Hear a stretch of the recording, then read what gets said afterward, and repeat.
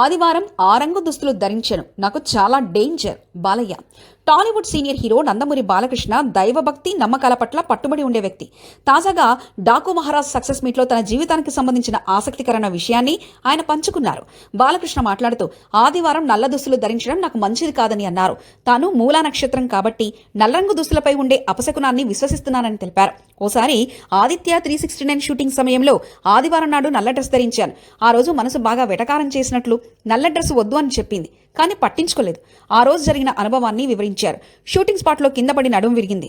అక్కడున్న నిర్మాత ఎస్పీ బాలసుబ్రహ్మణ్యం ఈ ఘటన చూసి షాక్ అయ్యారు. ఆ తర్వాత ఆయన షూటింగ్ రాలేదు.